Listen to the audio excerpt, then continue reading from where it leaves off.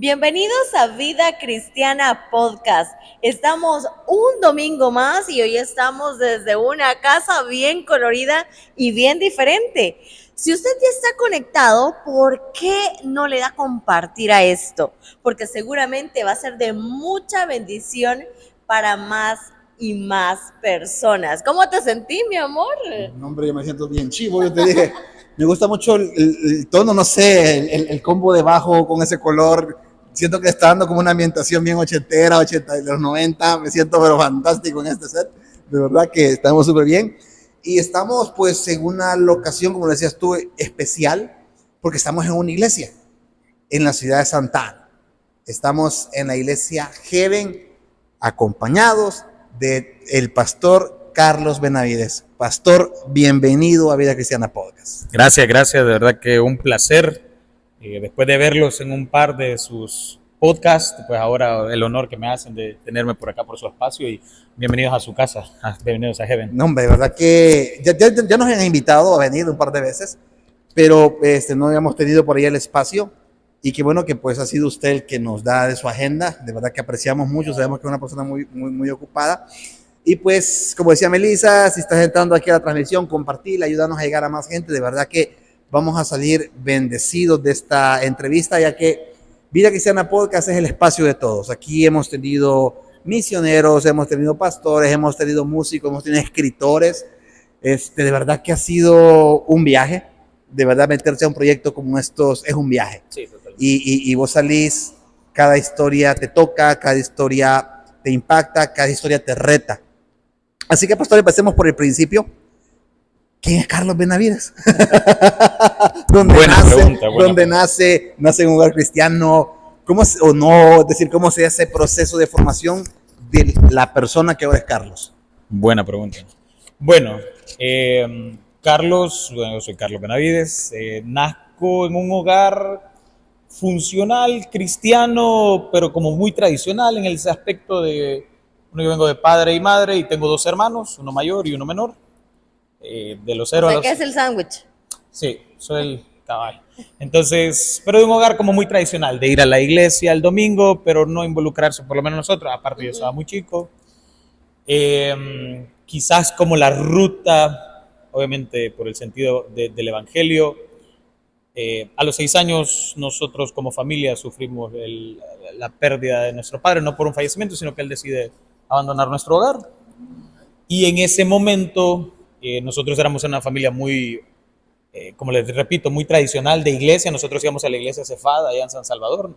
Yo nací en San Salvador y vivíamos en la colonia Escalón. Y nos congregamos con el pastor Javier Carrá en la iglesia Cefad en San Salvador. Luego, para no ser muy larga la historia, cuando papá se va de casa, mamá llega a una situación complicada económicamente y nosotros nos tenemos que mudar a vivir a Soyapango, específicamente al Cantón El Limón. O sea, un gran contraste. Totalmente. De vivir en la colonia Escalón y luego moverse para Soyapango. Exacto. En el tiempo que Soyapango era Soyapango, ¿verdad? Nosotros vivíamos, de hecho, 1 kilómetro antes de la Campanera y luego nosotros nos mudamos a vivir a la Campanera. Yo vivía por el punto de ¿Vivieron en la Campanera? Sí, yo viví de pequeño, cuando tenía 10, 11 años, vivía en la Campanera y estudiaba en Las Margaritas, en un colegio que se llama Colegio Maestro Aníbal Ponce, que está justo en la entrada de la calle Antigua con Tonacatepec.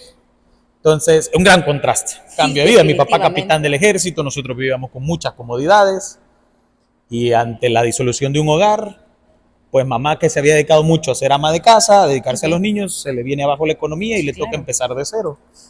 Lo curioso del camino es que nuestro abuelo, por parte de mamá, nos acepta en casa. Él vivía en el Cantón El Limón, tenía una gran casa, y mi abuelo era, porque ya falleció, el primer anciano de la Iglesia de Apóstoles y Profetas del Salvador. Entonces era una misión muy grande. Creo que en Centroamérica tenían fácil unas 500 iglesias, y era una iglesia muy ortodoxa. O sea, para nosotros ese es otro contraste. Total, no, mi abuelo, yo siempre digo que el hombre que más admiro en el evangelio es mi abuelo.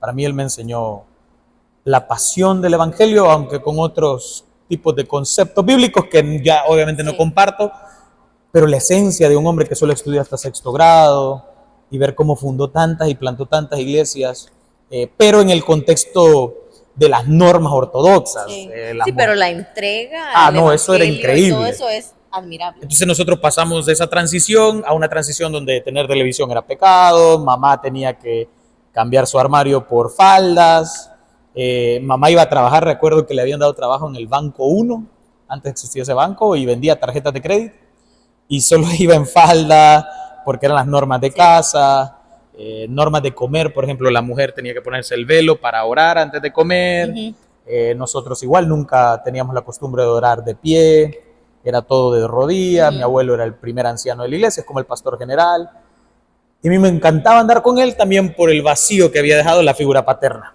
Sí. Entonces fue ahí donde yo empecé a escuchar de Dios, de una manera bien complicada, obviamente, porque íbamos a pueblos con otras culturas, con otras normas. Ser joven o ser un niño en ese caso no era tan divertido, incluso jugar fútbol era como pecado. Sí. Pero me encantaba estar con mi abuelito y no nos faltaba nada, gracias a Dios él nos cuidó muy bien y nos enseñó eso que usted menciona, la pasión por el evangelio. Yo aprendí ahí la disciplina de ver hombres ancianos, pero ancianos ya de 70 años para allá, orar 2-3 horas de rodillas. Y no a veces como algunos de nosotros, me incluyo en el barco, de que ya 5 minutos cerramos los ojos y ya estamos cansados. Sí. Hombres que se reunían a orar con fe por decisiones importantes y no como nosotros, al Team María de Opingüe. Creo que esos son los elementos que me han quedado a mí de la fe de mi abuelo. Entonces, crecí ahí mucho tiempo, con esta forma de vivir el evangelio muy, muy a la antigua. Y luego mamá decide que nos independicemos y es que le cuento que nos vamos a vivir a La Campanera. Complicadísimo esa época. Sí, me sorprende. Más o menos, ¿por qué año era ahí? El año 2001, 2002. Yo tenía 10 años, 9, 10 años. Estudiaba en Las Margaritas, como le digo, el colegio Aníbal Ponce. Vivíamos antes en La Campanera. Solo entraba la ruta 49. La ruta 49 hace su recorrido, el punto está en La Campanera y llega hasta el centro de Soyapango. Entonces nosotros vivíamos casi que por el punto, llegando al punto, para los que son de Soyapango y conocen La Campanera o han visto todos los youtubers que ahora bajan a La Campanera, pues no había cancha ahí donde había una planta de abonos. Entonces mamá trabajaba todo el día, 3 varones solos en casa y el contexto social era bien complicado. Éramos una familia bastante pobre en ese momento también. Recuerdo que mamá nos abrazaba para dormir, dormíamos en un camarote, mi hermano menor y yo abajo, mi hermano mayor arriba, y mi mamá nos abrazaba porque en La Campanera sucedía que en el techo corrían los amigos, huyendo, te caían en el patio y te decían cállense, no hagan ruido. ¿Nunca tuvieron una experiencia así fuerte? Normalmente cuando uno vive en esos lugares uno se acostumbra a la realidad. Yo siempre lo llamé, porque luego me mudé a otro lugar similar, ya les cuento, la jungla de concreto. Entonces uno se tiene que adaptar a la vida. No puede llegar con la idea de luchar contra las fuerzas del mal, sino adaptarte. No hablo de participar de lo que ellos hacen, pero es tu comunidad, no vas a ir a cambiarla. Si ni la policía podía hacerlo en ese momento, ya lo íbamos a hacer. Por eso a mí me sorprende. Carlos, yo tuve la oportunidad, de profesión yo soy periodista, yo tuve la oportunidad de trabajar en un medio de comunicación muy reconocido en El Salvador, algunos ya lo conocen, y en ese momento se pedía autorización y a la policía se le pedía que si nos podía acompañar para entrar a La Campanera e ir a cubrir. Y las veces que se solicitó apoyo de la policía, en ese entonces, estoy hablando de 2011, no la dieron. Alguien dijo, no, es que ni nosotros entramos. O sea, por eso a mí sí me sorprendió cuando mencionó Campanera, y dije, estas son... Era duro. 3 pesos bien aparte, definitivamente. No, y para nosotros como niños, imagínense un niño de 10, 11 años, mi hermano tenía 8, mi hermano mayor tiene 7 años más que yo, pero él nunca fue una persona de salir mucho, él era más de casa. Pero para nosotros era cotidiano encontrar gente sin vida. Al final de La Campanera, como La Campanera está construida sobre un cerro en forma de campana, las laderas de La Campanera, los finales del pasaje, que casi que son infinitos, son bordes donde hay barrancos. En aquel tiempo, ya 20 años, al final de La Campanera había una planta de abono Y ahí cada mañana a mí me gustaba salir y jugar, ir a escalar, subirme a los árboles, tirar piedras, lo normal. Encontrábamos siempre pues estas cosas que para nosotros eran normales. Hoy soy padre de un niño de 4 años y jamás pensaría que eso es normal o que quisiera que mi hijo lo normalice, pero en aquella época era normal. Pasa el tiempo y en un momento la misma cultura te va arrastrando y nosotros habíamos adquirido una práctica de como nosotros no teníamos para comer, mamá nos dejaba todo el día solos, sin comida, porque ella se iba a rebuscar hasta en la noche. Nosotros con unos vecinitos habíamos agarrado la mala costumbre de las casas abandonadas, quitar el vidrio. Y se lo dábamos a los papás de otros niños y ellos nos daban 25 centavos, 20 centavos. O sea, para comer. a mí eso te iba a decir, me asombra bastante porque definitivamente cualquiera que ahora te ve en un púlpito y no conoce el trasfondo de todo lo que viviste en tu niñez, desconoce. Claro. Y no dimensiona realmente la obra que Dios ha hecho en tu vida y en ese ministerio. Por todo lo que tú mencionabas, lo que tú mencionabas también en cuanto estás explicando. Y realmente, pues, a mí lo que me impacta es el hecho de que, imagínate lo que estás contando, de que te tocó hacer ese tipo de actividades para comer. Sí. O sea, la forma en la cual, por eso aquí se cumple lo que dice la Escritura de instruir al niño en su camino y cuando fuere viejo no se apartará de él. Porque a pesar de haber vivido una situación socialmente difícil, porque era un tema de nuestras sociedades como salvadoreños, por eso los salvadoreños de bien valoramos tanto estos cambios. Totalmente. En tema de seguridad y en tema de paz social. Creo de que tú lo ves ahora como papá, decís, yo no quiero que mi hijo ni siquiera se le ocurra en la cabeza que pueda normalizar algo que para mí era normal de ver personas desvividas, vamos a decirlo, por el tema de redes sociales que no podemos decir ciertas palabras. Realmente impacta y a la larga también yo bendigo a Dios, pues porque digo, estas personas como tú que pasan ese proceso de vida difícil, porque se quiebra el matrimonio, se pierde la figura que es el héroe del varón, siempre el padre. Luego, pues, tu abuelo, que no sé si aún vive, pero que Dios lo tenga en su gloria, porque tú lo describes como un hombre de fe, un hombre de trabajo, de corazón por la obra.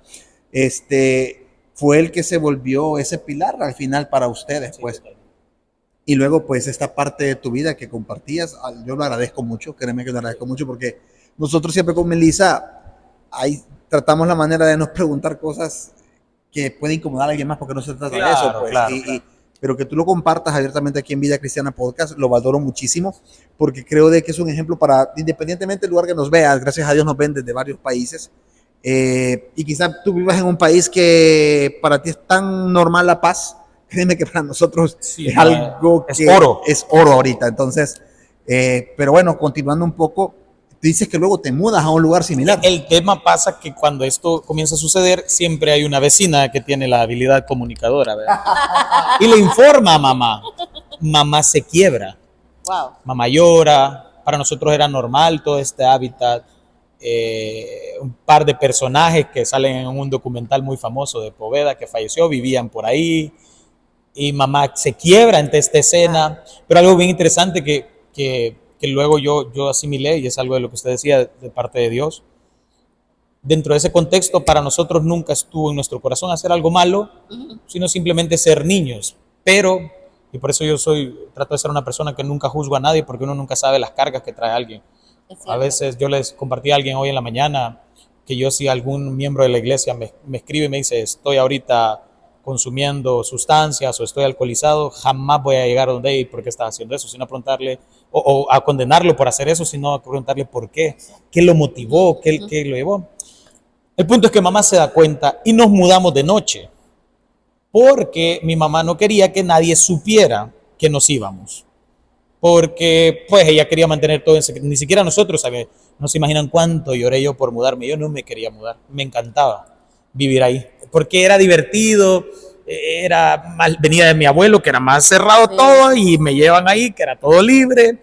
Recién habían inaugurado un parque que queda después en una colonia que se llama San Antonio, hay un bosquecito por ahí, y nos mudamos. Nosotros nos mudamos a un lugar que en el papel no parecía, pero luego se convirtió en otro emblema del Salvador, que es un lugar que se llama la Santísima Trinidad. Y ¿en serio? Nos mudamos ahí, que cuando llegamos, era normal, éramos casi que de los primeros que vivíamos ahí. Ahí era el punto, ahí entra, por ejemplo, para los que no se ubican, esto es en Ayutuxtepeque, San Salvador, punto de la ruta 9, punto de la ruta 44, y nos mudamos ahí.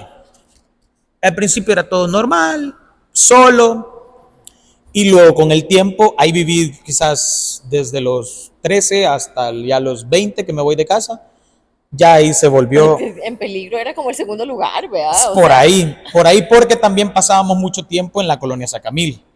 La Sacamil, en el área de los 400, y también, que para los que se ubicarán, todo ese era como nuestro hábitat natural. Y lo que les quiero compartir de todo esto es que se volvió para nosotros el pan diario. Ver a estas personas, convivir con ellas, el diario vivir. Pero algo bien interesante, mis tatuajes no son de aquella época.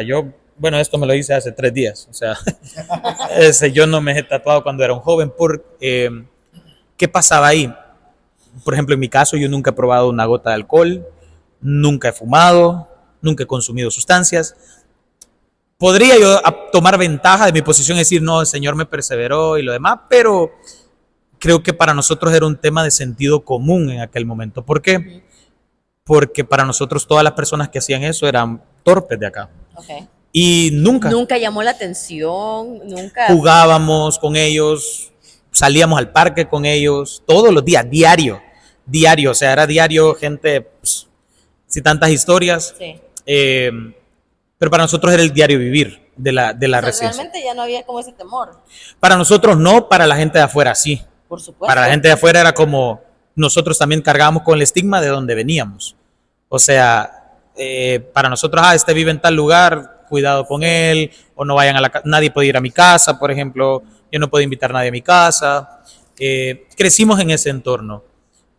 Cuando mi hermano mayor, él comenzó un movimiento cuando él tenía como 20 años, una iglesia que fue muy conocida en San Salvador de jóvenes que se llamaba New Family, que venía desprendida de un movimiento de jóvenes de la iglesia de Cefad. Ellos comenzaron un movimiento similar a Heaven, incluso creo que antes de Heaven, donde se reunían rockeros, gente que le gustaba el hip hop. De ahí surgió una iglesia que se llama Calles para Cristo también, de un chico que se llama Albachi. Surgieron surfistas, el rock. En aquel tiempo era muy popular en la Sacamil el movimiento straight edge, del hardcore, del punk. Algo nada convencional. Nada convencional. Mi hermano empezó a ir ahí. Él levantó ese movimiento junto con otros muchachos. Y yo fueron los primeros destellos que tuve ya de una iglesia distinta, porque también por el contexto social donde yo vivía, yo estudié en un colegio adventista, de hecho, a la iglesia que yo iba era la adventista, que quedaba en Tuxtepeque porque iban mis compañeros del colegio, pero iba más que por estar con ellos que por un tema de fe. Y a medida que fuimos creciendo, me fui involucrando con esta iglesia. Esta iglesia creció mucho, luego se formó otro movimiento que se llamó, algunas personas creo que se van a ubicar y lo pueden poner en los comentarios, con la Ruta 316, que se hizo un movimiento muy famoso en San Salvador de jóvenes. Hacíamos conciertos, toques de punk, toques de ska, y llegaban muchas personas que querían salir del sistema tradicional de la iglesia, y empezó esta iglesia que se llama New Family. Ahí me empecé a congregar y yo creo que ahí sí tuve ya mi encuentro con Dios.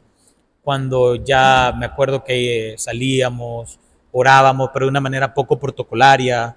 El pastor de esa iglesia, Mario Gerson, que todavía está por ahí haciendo sus obras, tenía el cabello hasta acá, tocaban deathcore, íbamos a los toques, era una sola disrupción social y a mí me gustó eso. ¿Y qué decía mamá?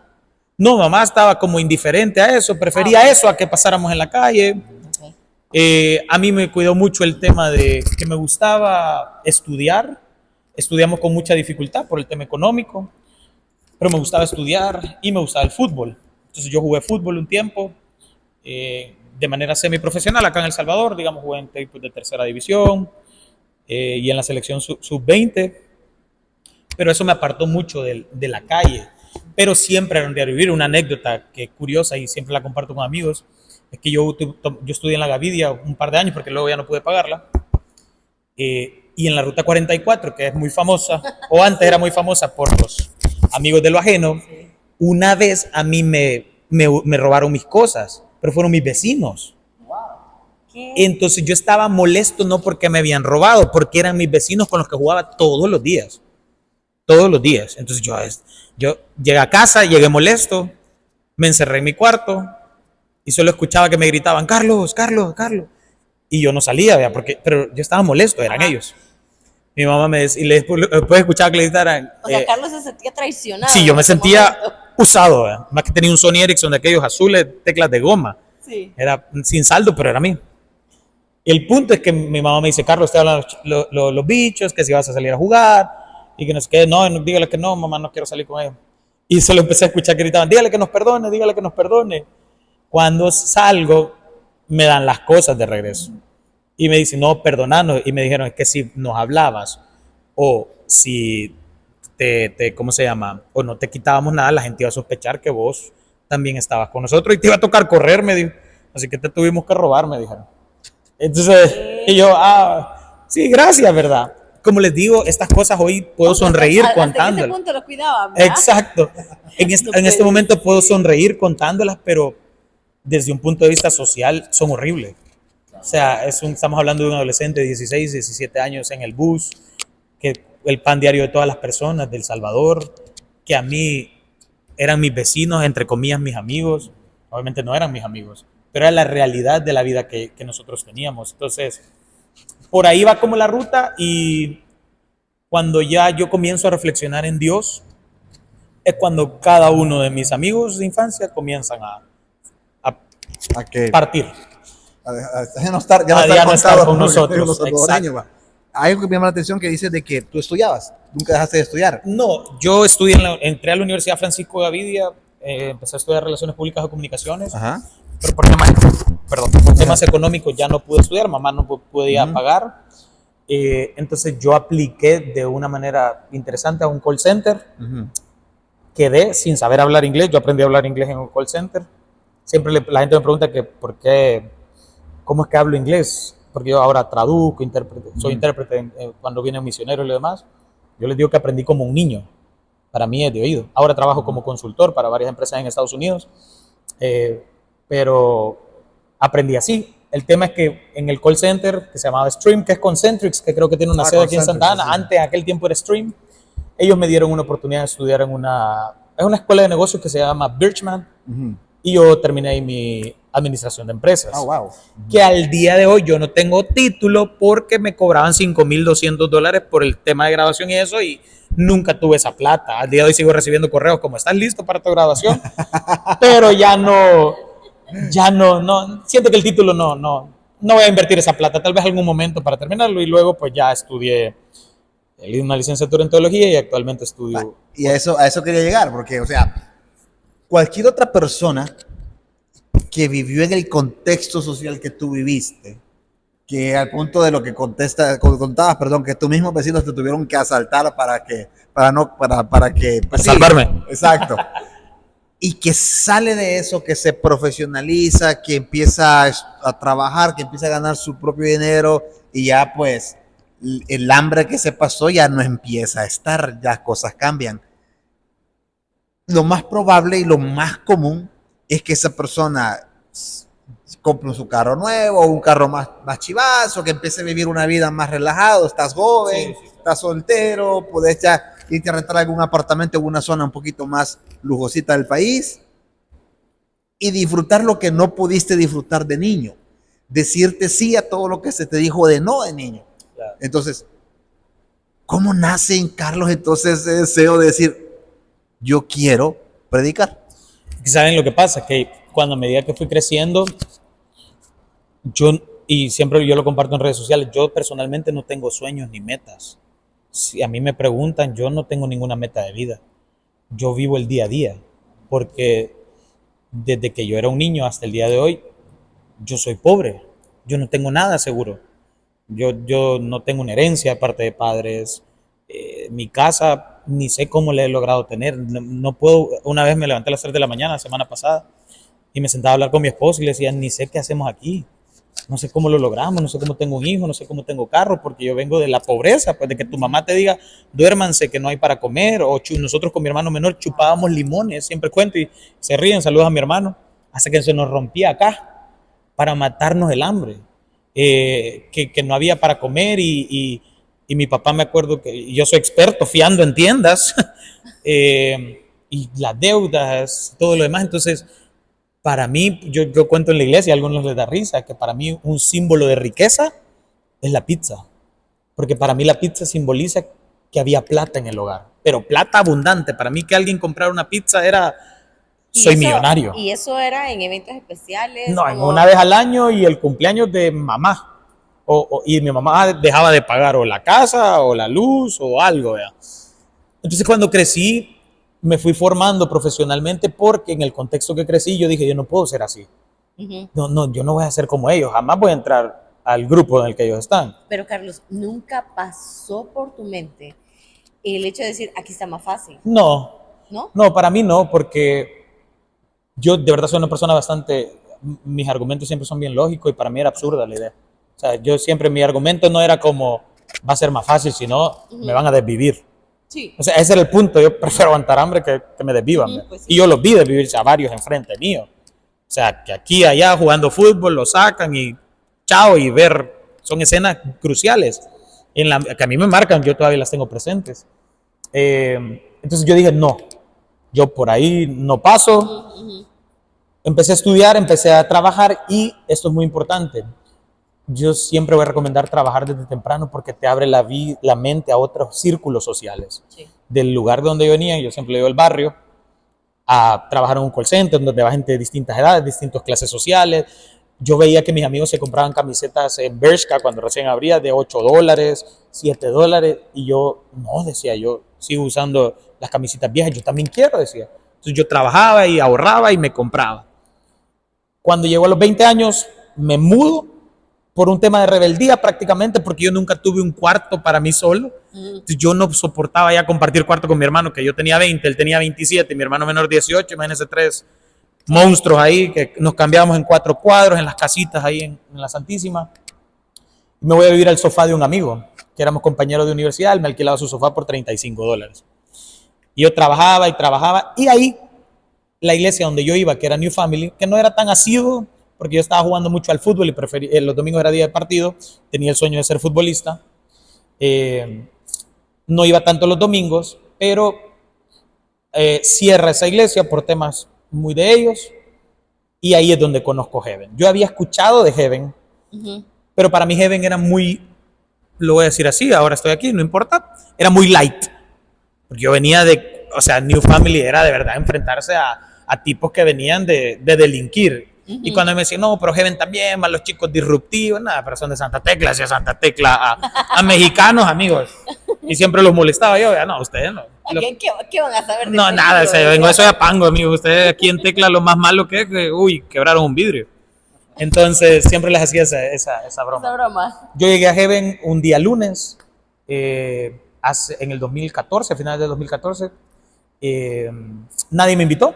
Yo siempre supe que estaba Heaven por ahí en Santa Tecla, averigüé en las redes sociales y un día me fui, llegué y era un día, antes en Heaven teníamos servicios de oración.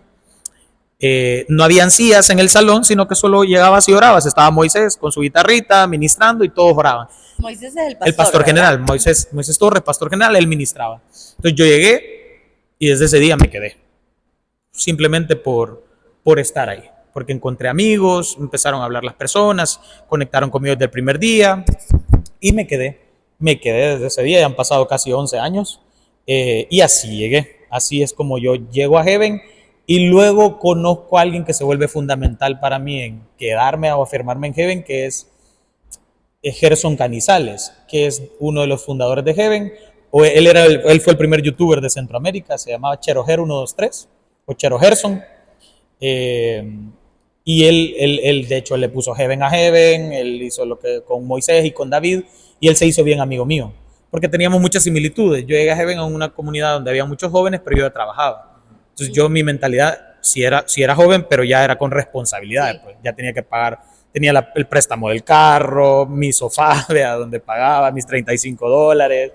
Entonces el Gerson también trabajaba ya vivía solo, independiente, entonces ahí hicimos una conexión. Entonces así es como yo llego a Heaven y comienzo mi camino en Heaven. Predicar y todo eso sinceramente nunca fue una expectativa. La verdad es que mi pasión fue, antes de llegar a Heaven, yo probé en una iglesia tradicional, no voy a decir el nombre, y no me dejaron entrar. Yo usaba el cabello largo y antes yo tenía un piercing en la boca. Y me lo quité porque mucho dolía. Entonces me sentaron en una zona donde yo dije, aquí me están sentando porque doy pena.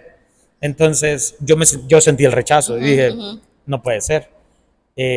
Como había cerrado la otra iglesia donde nunca me habían rechazado, sentí eso y dije, no puede ser aquí. Y en Heaven obviamente fue todo lo contrario, pues me abrazaron, me cuidaron. A medida que pasa el tiempo en Heaven, para mí se va volviendo un lugar donde yo comienzo a experimentar a un Dios de verdad en el día a día, lejos de las normas tradicionales de la iglesia de mi abuelo, sino aquí lo experimentaba, por ejemplo, nosotros a veces no teníamos que comer como jóvenes y todos comíamos juntos. Moisés compraba una torta para todos, la partíamos, dormíamos juntos, caminábamos juntos bajo la lluvia, servíamos juntos. Heaven siempre fue una iglesia de jóvenes que nunca tuvo muchos recursos económicos. Entonces eso nos hacía pasarla complicado. Entonces para mí Heaven se convirtió en ese lugar donde yo experimentaba un Dios real, que caminaba conmigo y yo con él, no un Dios de púlpitos, no un Dios ceremonial, no un Dios de pastores, sino que el pastor es la sí, figura y no se va. No, el pastor era mi amigo que me decía, digámoslo de exacto, forma. no, el pastor era Moy y me decía, vamos a comer pupusas. Y no, que no tengo, que no, venite aquí entre todos. Y siempre era así. Entonces encontré una familia que me hizo sentir parte. Y eso me inspiró a mí a poder conocer a Jesús de otra manera y a predicar un evangelio distinto del que me habían predicado y que el mismo evangelio me rechazó, o al menos el que me habían presentado. Quedémonos ahí en predicar. ¿Cuándo llega la primera oportunidad de poder predicar? ¿Dónde fue? ¿Cómo fue esa confianza? Porque eso es de confiar, sí, ¿verdad? Claro. Entonces, ¿cómo fue esa experiencia? Yo siempre me gustó mucho estudiar y yo siempre me había preparado. Yo siempre digo que yo llegué a Heaven, pero yo ya venía con un conocimiento, no era un estudiante formal de la Biblia, pero siempre me gustó prepararme. Cuando digo prepararme, y para todos aquellos que quieran servirle a Dios, los que me conocen saben que yo amo estudiar, pero no la Biblia solamente el libro en sí, sino historia, cultura, idioma, filosofía, filología, arqueología, todo lo que tenga que ver con la Biblia. Yo amo la Biblia. Más allá de la religión, la veo como un libro fascinante. Entonces, creo que el liderazgo que a mí se me fue dando en Heaven era bien natural, en el sentido de que nadie me decía, él es, sino que yo hacía las cosas. Incluso luego yo renuncié al call center para tener más tiempo de estar en Heaven con Moy y poder servir juntos. Yo nunca pensaba en predicar ni nada de eso, sino en estar, en que hay que mover sillas, en que hay que ir. Vamos a ir a Guatemala, me decían una vez, a dejar ayuda a la gente del volcán cuando hizo erupción, vámonos. Nosotros habíamos emprendido, luego yo monté un negocio, una empresa, una agencia de publicidad en San Salvador, pero era eso, de ir sirviendo. Y en mi intimidad yo estudiaba. Yo me preparaba, yo me inscribía a un seminario teológico que era en línea, se llama MINTS, creo que no sé si lo conocerán. Aquí en Santa Ana hacen las graduaciones en el Colegio Oasis, por ejemplo. Empecé a estudiar una teología un poco más ordenada, un poco más sistemática. No quería seguir a un Jesús de joven, así de que, yeah, mi Jesús. Yo quería saber por qué creía lo que yo creía. Entonces, un día Moisés me dice como, mira, vas a predicar este día. Y para mí fue como, no fue tan sorpresivo, no porque yo deseara predicar, sino porque yo no me estaban poniendo como líder, sino que en Heaven hemos aprendido que el que predica también es un siervo más. Entonces no es la superestrella el que predica. Y eso es bien chivo porque yo les aseguro a los que nos ven, si alguna vez ustedes van a Heaven Santa Tecla o al San Salvador el día domingo al Hotel Intercontinental a las 8 o a las 10, les aseguro que si ustedes nunca han escuchado Heaven, nunca han visto sus redes sociales, les aseguro al 100% que ustedes nunca van a saber quién es el pastor general hasta que alguien les diga. Porque Moisés siempre es una persona invisible que está, y si él ni le toca predicar ese día, vos no te das cuenta. Entonces yo vi un líder humilde, sencillo, que predicaba, pero después se bajaba a agarrar la escoba, a guardar las sillas, a llevar a alguien a comer, a ir a dejar gente a su casa. Entonces para mí predicar fue así. Siempre fui, por mi formación ortodoxa, un poco duro, aparte que a mí esa dureza me mantuvo en los momentos críticos de mi infancia, de mi adolescencia. Para mí la disciplina en el Evangelio fue la que me mantuvo. Es que es necesario. Es Sí, necesario. para mí... No puedes decir que vas a vivir un evangelio totalmente liberal. Hay ciertas cosas que, como mismo Jesús dijo, hay que cumplir toda justicia. Claro, claro. Entonces yo era como bien rígido para predicar. En mis inicios era muy duro, a veces en algunas cosas, pero era porque la misma formación o el contexto que yo tenía. Entonces esa fue como mi experiencia predicando. Fue un día sábado que tocaba, porque en Heaven teníamos servicio los sábados a las 5 de la tarde. Entonces me tocó predicar ese día y me acuerdo que iniciamos con una serie porque empezábamos a enseñarle a la gente una predicación más expositiva sobre los atributos de Dios, que era ya un tema que yo ya dominado bastante, pero como les repito, no sentía esa carga como un nombramiento como líder, porque no era eso, era simplemente hoy te toca predicar y mañana te puede tocar barrer, amigo, y seguí, porque esto es Heaven.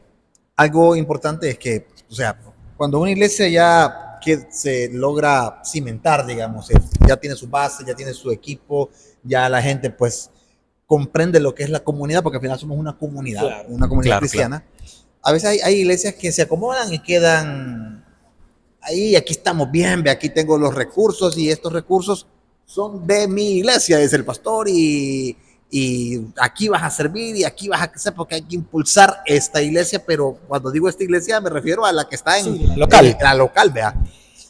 Pero ¿cómo surge esa idea de decir, va, El Salvador, pulgarcito de América, pero es un territorio grande en el que podemos expandir el mensaje del reino? Y ven los ojos y ponen, va, aquí está la ciudad de Santa Ana, vamos a Santa Ana. ¿Cómo sale eso que dice Boy, levanta la mano, que dice Carlos, levanta la mano, yo tomo el reto? A ver.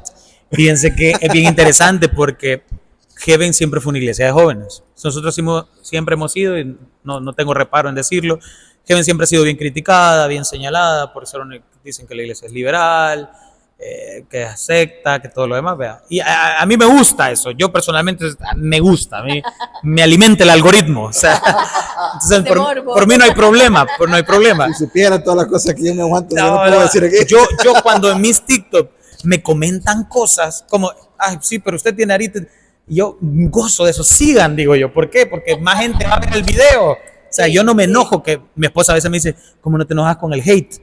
Porque a mí me tira mucho hate en redes sociales.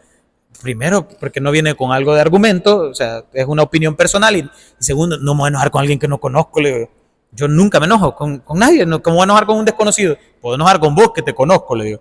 Pero con un desconocido que me comente en redes sociales, que tenga usuario 40, 60, 80, sí, que me voy a enojar, sería una torpeza.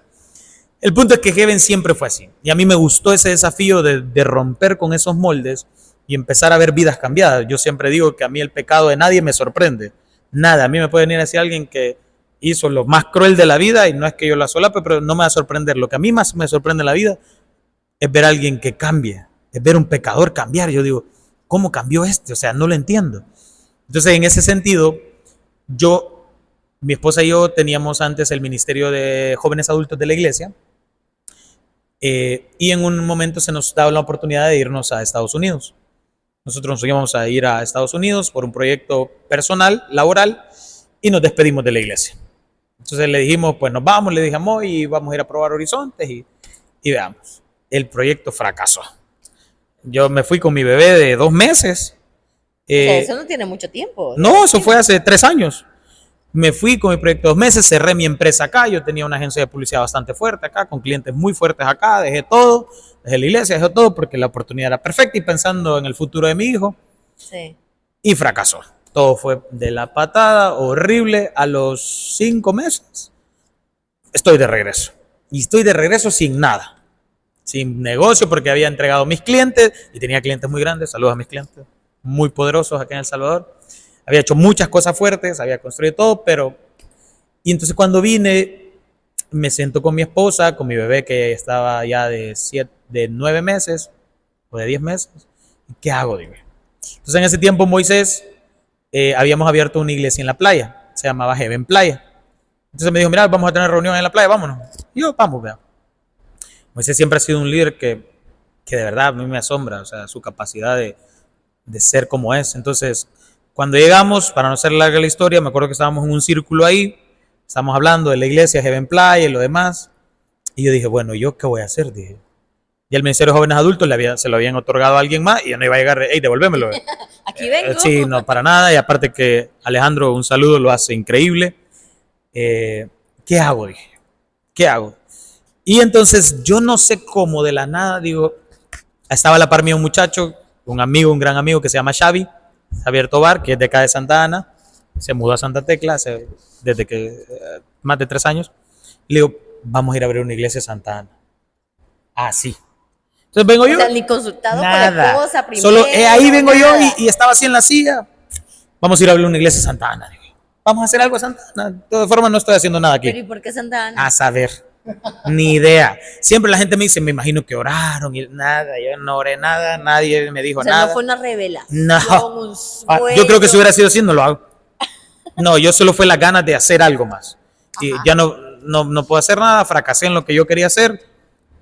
Vamos a servir, vamos a Santa Ana. Y me dijo Xavi, Santa Ana, me dijo, y él que era de aquí, ¿verdad? Sí, vamos, probemos, ¿qué perdemos? Le digo a Moisés y al pastor David Bonilla, miren, esto, y ellos también curiosamente habían estado pensando en Santa Ana. Eso fue en agosto. Y le digo, pero hagámoslo ya, si no me rajo, le digo. Eso fue post pandemia. En el 2020, llevamos 3 años, 22. ¿Así? Sí, hace poco. Sí, yo vine a El Salvador en agosto. A finales de agosto propongo el plan. Nosotros empezamos en octubre 13 acá. Pero así. ¿Y qué hacemos? Voy a averiguar, alquilemos un localito, le digo, una sala de eventos, le digo, y mandemos un arte en redes sociales, invitemos gente, porque Heaven es bien popular en redes. Sí. Entonces, así, hicimos un arte feo, perdón ahí. Y así empezamos, un 13 de octubre. Ese día, Moy vinimos todos, no hubo como una estrategia, como les repito, un plan, no nos pusimos nada, solo, ok, vamos a hacer esto y esto y esto, listo. Ese día llegaron como 30 personas. 30 personas. De la nada. De la nada. Yo no conocía a ninguna de las que estaban ahí. Algunos sí eran amigos y conocidos, ¿verdad? De los que estaban ahí. Pero cuando dice llegaron es, sí, a una sala de eventos, o sea, no. Nosotros empezamos en el lugar que se llama Sala de Té Rossi. Sala de Té Rossi en el Ibu. En el Ibu, hasta el final del Ibu. Entonces ahí comenzamos. La señora nos alquilaba, empezamos los jueves a las 7 de la noche. Y así estuvimos desde octubre hasta el domingo 3 de diciembre de aquel año, que nos pasamos para la sala de té Los Olivos en el Sinaí. Ok. Entonces fuimos saltando de sala de té en sala de té, pero vimos la respuesta de la gente. Para nosotros fue un desafío, porque pues, miren, yo venía, y a los que están aquí, porque hay gente que está aquí desde ese día, yo venía con una gran barba, hasta acá, me la había dejado crecer todo el tiempo que estaba así. Y yo a medida que he conocido Santa Ana, los amo santaneco, pero son bien religiosos, bien cuadrados, vea. Y yo venía así, yo siempre me he visto así, yo no uso manga larga, así me he visto siempre. Bueno, creo que la vez que fui allá, igual andaba vestido. De verdad, si ustedes ven mi armario, solo tiene estas camisas negras y esto, y ya, no me complico. Como dice el meme, hoy toca el elegante. Hoy toca, fue la de gala, vea. Hoy toca el elegante. Entonces, como yo empecé a ver como las miradas, vea, y todo eso, bueno. Pero la gente fue respondiendo y nosotros fuimos haciendo Heaven a medida que iba creciendo, íbamos cambiando el día, hacíamos consultas. O sea, le preguntamos a la gente, ¿qué zona? Yo no soy de aquí, hoy ya me mudé, pero no soy de aquí, digamos, no sabía ni qué era el Ibu, ni Arizona, ni el hotel, Toltec, nada, vea. Pero sí, no, siempre lo digo, obviamente viene de Dios, pero no partió de un concilio protocolar que dijo, ¿cuál es el siguiente paso de Heaven para su expansión? No, solo fue, vamos allá. Y fuimos y le metimos todo el amor del mundo para encontrar personas, ¿no? que quisieran escuchar a Jesús de una forma distinta, pero más que escucharlo, vivirlo, ¿no? Porque es más como de caminar. Fíjate que ahora por la mañana tuve una experiencia bastante bonita. Conversamos con una pareja que teníamos tiempo, ¿no? Y decía algo bien importante. Se llama Mario, es un primo que tenía tiempo no verlo. Le mando un abrazo a alguien que yo quiero mucho. Que de repente pues había empezado a ver un pastor que ya en la cabeza de él tenía como la predisposición esa, ¿ves? Que vos, a ver, qué cool, cosas así, que a veces la tenemos todos. Sí, sí. Pero conforme vas conociendo el trabajo que hace la iglesia, que hace estas personas, decís, hey, Sí, claro, yo no conocía esta cara de esta persona. claro. Y a veces, el hey que a veces, como puedes decir, o tal vez, yo siempre le digo a Meli, la persona que se oculta debajo o detrás de un perfil falso es porque no tiene carácter, ¿verdad? Claro, O sea, si vos tenés carácter, presentate tal cual Va de frente. y debatís, pues, o sea, pues sí. Entonces, en ese sentido, Carlos, creo que es bueno que todos conozcamos que Heaven no es solo una iglesia que se reúnen bichos a cantar, sino que el trabajo que ustedes hacen a nivel de comunidad es, bueno, vos lo mencionaste hace unos minutos, que pasa lo que pasó en Guatemala, la erupción, Heaven se activa y a saltar la frontera del país para ir a ayudar a ayudar a Sí, fuimos gente. imprudentes, nos llevamos pickups, como los jóvenes, todos, vamos y vamos. ¿Verdad? El volcán cuando hizo erupción dejó canales de lava, de lodo hirviendo, rotos. Nosotros alquilamos como 5 BT-50 de esos viejos y a todos los echábamos en el pickup y nos llevamos como 40 jóvenes a una comunidad y llevábamos víveres y de todo, pero el ímpetu, y dormíamos en el suelo así 3 días ahí, pero eran las ganas de servir, ¿verdad? Era Exacto, como, y eso es lo que vámonos. te quiero decir. A veces, ojo a todos, el trabajo que hace una iglesia no lo midas necesariamente en qué bonita esté la iglesia, Por la cantidad de gente que se congrega. sino que medilo en lo que la comunidad diga de la iglesia. Porque a veces puede ser una iglesia que no sea de 500 o 1000 miembros, pero el impacto que tienen en la comunidad, Totalmente. en pensar en las personas que no tienen que comer, en ver una catástrofe y activarte, ir a ayudar, eso es iglesia. Totalmente. Porque yo le digo a la gente que hay versículos de la Biblia que se nos ha olvidado, y a mí uno que a mí me gusta muchísimo está en Santiago, cuando dice, creo que es el capítulo 1, versículo 2, la verdadera religión es esta, ayudar a las viudas. Exactamente, son versículos que se nos olvidan, Sí, claro. que curiosamente no se nos olvidan que están en la Biblia, muy convenientemente. Totalmente. Y no, y que la sana doctrina, y que la santidad, y que la corbata, hey, papá, está bien. Si así te sentís vos más cerca de Dios, perfecto, yo lo aplaudo y genial. Pero el servicio que hacemos a nuestra comunidad, a las necesidades de iglesia, a veces en la misma iglesia hay personas que no tienen que comer y que decimos, ay, voy a orar por usted, hermano. No, hombre, sacaste la cartera, papá. Esa gente necesita plata, no una oración. Necesita ser canal de bendición, y esos detallitos se nos olvidan, y eso nosotros lo hemos visto en Heaven, y ahí están, vean las cosas que comparten, fotografías, videos. Ay, es que eso no ponga videos, y es que vamos a poner entonces. Claro. A veces la gente dice como, no, pero que si tu mano izquierda hace algo, hay que mostrarlo, entonces la Biblia no se hubiera escrito, pues no hubieran contado la historia que se hizo Jesús. Sí. Hasta Juan dijo, si hubiéramos llenado los libros de la... No se puede.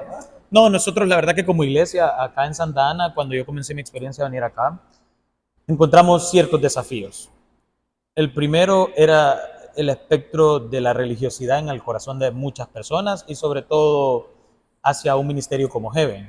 En cuanto a la forma de hacer iglesia, bueno, ellos están acá ya desde el mural, que porque los colores, la gente a veces, todas las paredes de Heaven son negras, amigos. Pero pasa por un tema más de logística que de gana. O sea, estas paredes son de adobe, pintar blanco con adobe, amigo, no va a terminar nunca. O sea, y no tenemos dinero para eso. Entonces, negro cubre todo, ¿verdad? Si no, miren a mí. Entonces, esa logística, Heaven tampoco funciona en el sistema organizacional como protocolos tradicionales. Por ejemplo, nosotros como pastores no tenemos salarios dentro de la iglesia. Esto lo hacemos por amor. Heaven es una operación que ahora funciona en San Salvador, en el Hotel Intercontinental, todos los domingos, servicios a las 8 y a las 10 de la mañana, transmisiones en vivo también en la iglesia central, servicios en traducción en vivo porque están llegando gente ya extranjera también a la iglesia. Tenemos una iglesia que acabamos de iniciar hace 3 meses en Metapán. Estamos ya con un grupo en Metapán que primero Dios próximamente podamos iniciar ya los domingos allá, porque ya los jueves se está complicando el espacio y la cantidad de gente. en Santa Ana, obviamente, que estamos haciendo la operación. El día de hoy justo estaban los muchachos en el Asilo Espíritu Santo. Vamos todos los viernes al dormitorio público de la Panchacal, creo que se llama, que de hecho la gente que duerme ahí son miembros de la iglesia. De hecho, son las únicas personas en la iglesia que tienen silla reservada, y a saber quién se las reservó, porque ellos siempre se sientan en las primeras dosis. El hermano Ben, sí, usted siempre viene y ellos duermen ahí en el dormitorio y siempre se sientan ahí. Hermano Benja y sus amigos. Incluso uno de los que cuidaba agentes del camp también se congregaba acá, porque esa era una de las ideas, ¿verdad? No solo ir a dar comida como caridad, sino que ellos sean miembros de la iglesia. O sea, ese es nuestro... nos encontramos con el desafío de esos protocolos, por ejemplo, que mi esposa tenga el asiento ahí, mi hijo ahí. Nah, aquí no hay asiento para nadie. Aquí, si está lleno y no hay, levántense todos los servidores, incluido el pastor, y va a sentarse al suelo, porque la gente necesita las sillas. No tenemos parqueos reservados para nadie, no tenemos un privilegio específico para nadie. Como hoy yo puedo predicar, mañana me toca barrer o venir a limpiar cosas, y lo puedo hacer. O sea, mantienen la misma visión desde que empezamos. Del pastor Moisés. Moisés. Y desde que empezamos, o sea, Moisés yo nunca lo vi decirle a alguien, cargame mi Biblia y vos, me voy a entrar al cuarto. No, nosotros, es más, uno de los consejos que a mí me dio el pastor Moisés cuando yo me mudé a Santa Ana fue el siguiente. Me dijo, no tengas privacidad. Vos no tenés derecho a tener privacidad. Tu carro es de la iglesia, me dijo. Tu casa es de la iglesia. Tu refri es de la iglesia. Todo es de la iglesia. Servirle a la gente. No escondas nada. Por eso yo las cosas, por ejemplo, donde vengo, donde soy, todos los miembros de la iglesia les pueden contar. Han ido a mi casa, se han comido mi comida, casi que han dormido en mi cama, y yo no tengo reparo en eso, porque entiendo que somos servidores y que no puedo esconder yo nada. O sea, si la gente me pregunta, mire, ¿usted qué trabaja? Con gusto yo le digo, sí, soy consultor para unas empresas en Estados Unidos. ¿Y dónde vive? Ah, vivo en tal lugar. ¿Y quiero ver su casa cómo es? Sí, claro, puede entrar, pase, revísela. Que no tengo reparo en eso. O sea, porque así crecimos. Sí. Nosotros dormimos juntos, caminamos juntos, vivimos juntos. Entonces, no hay un hermetismo aquí de que la familia, el pastor o los líderes están en esa burbuja. Nada, en ese... Al contrario, aquí la gente sabe que para hablar conmigo, ya, sí, si quieren venir ahorita, no hay ya. Que hacer cita. No conozco ese protocolo. Y sí me enfrenté con eso aquí. Que mucha gente, ¿con quién hablo para hablar con usted? Conmigo, le digo, ¿y con quién más? O, pastor, ¿a quién le puedo escribir para poder reunirnos? A mí le digo todo mi número. Nosotros antes, algo que impactaba mucho a la gente acá, y eran muy lindos, yo venía con mi esposa, pero a nosotros nos gusta estar con la gente. Entonces nos veníamos desde viernes, cuando no vivíamos en Santa Ana. Entonces yo le decía a los hermanos que conocía, hey, ¿me puedo quedar a dormir en su casa? ¿Cómo? Pastor, me decían que si es que no tengo dónde dormir, le digo, y no tengo dinero para un hotel, le digo, y me quiero venir desde el viernes para ir a comer a la casa de fulano un día, o cenar con ustedes, otro día tal, y ya me voy el domingo en la tarde. Mire, aquí ni se aflija, que yo vengo de un sillón, le dijo. Cabal, no se preocupe.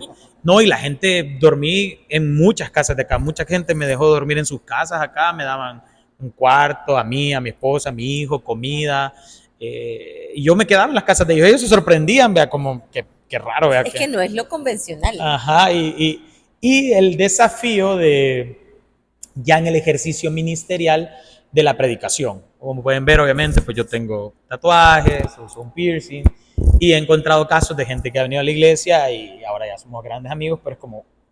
¿Es el pastor? Ajá. Una vez fuimos a comer a la casa de un amigo y su mamá dijo, bueno, y estábamos varios ahí. Bueno, ¿y quién es el famoso pastor? Pues que quiero conocerlo. Yo estaba comiendo unas tortas, creo que me llevó. Y adivine, le dijeron.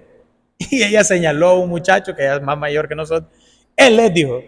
Y todo como, no, él es, y yo con mi torta así, ¿vea? Entonces, eso pasa mucho, ¿vea? Que la gente como, él es, que raro.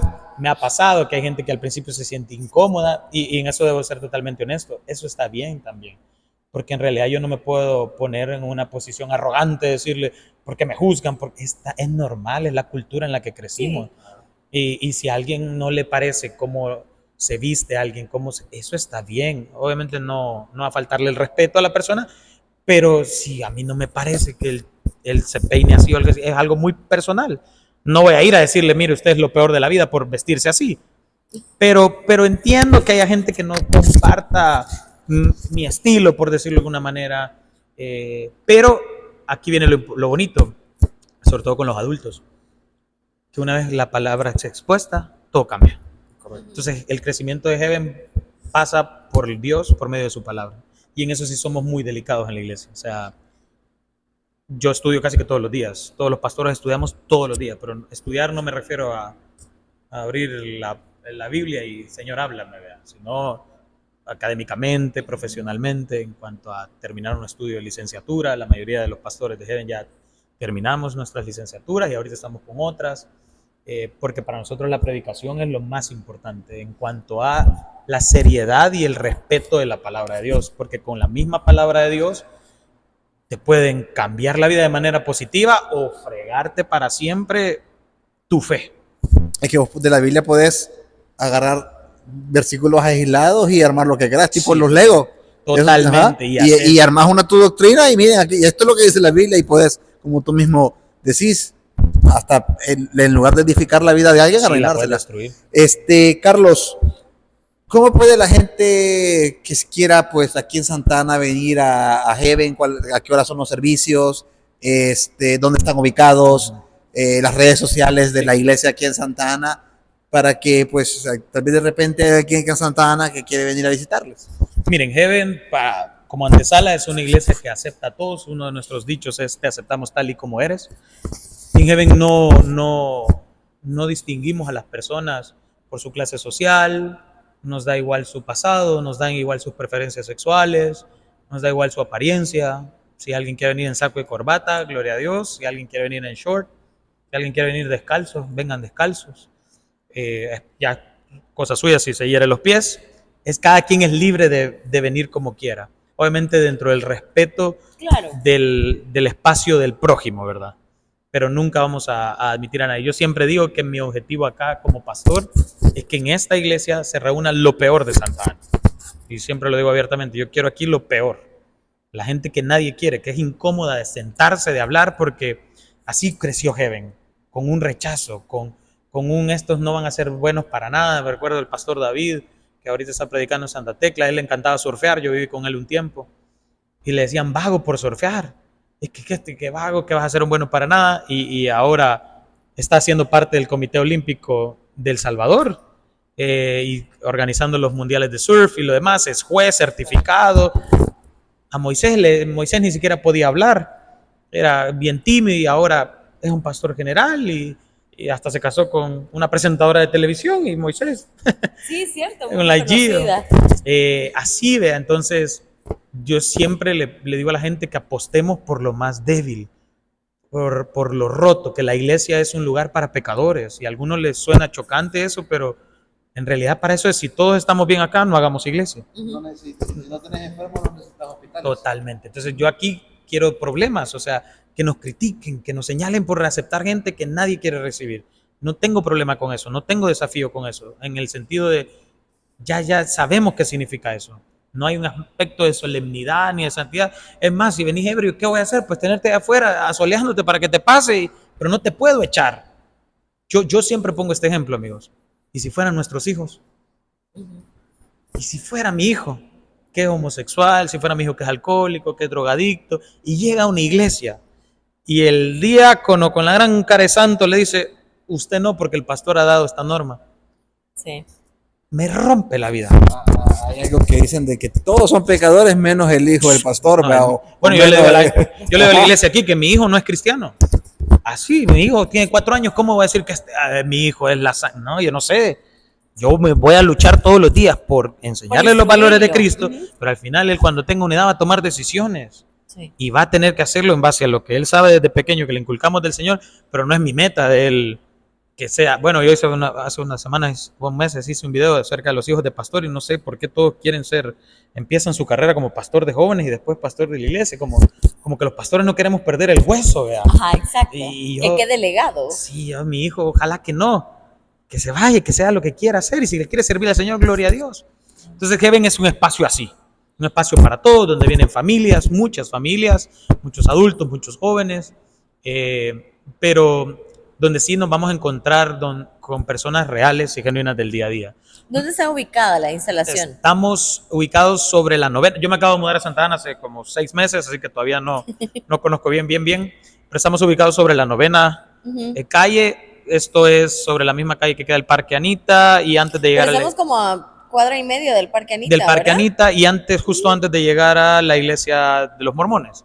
Entonces, justo antes de llegar a donde ellos estamos ahí ubicados.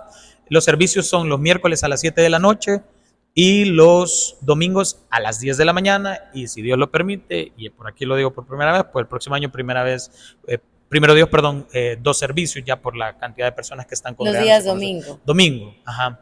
Y aparte, entre semana tenemos distintas actividades. Las mujeres se reúnen todos los martes en el Ministerio de Spa, que no es exclusivo para mujeres de la iglesia. Vienen muchas mujeres que son de otras iglesias porque impartimos diplomados, cursos, talleres que sirven en la formación académica y ministerial de las personas, que es abierto para todos. Y de ahí, pues, nos reunimos los hombres también una vez al mes. Los matrimonios se reúnen una vez al mes también. Tenemos diferentes sectores, los adolescentes, hay cuidado de niños y hay cuidado de adolescentes también. Ahí tienen su propio espacio para poder ser instruidos. Wow, de verdad que ha sido una conversación increíble, Carlos, contigo, y creo que quedan muchas cosas que no las pudimos mencionar.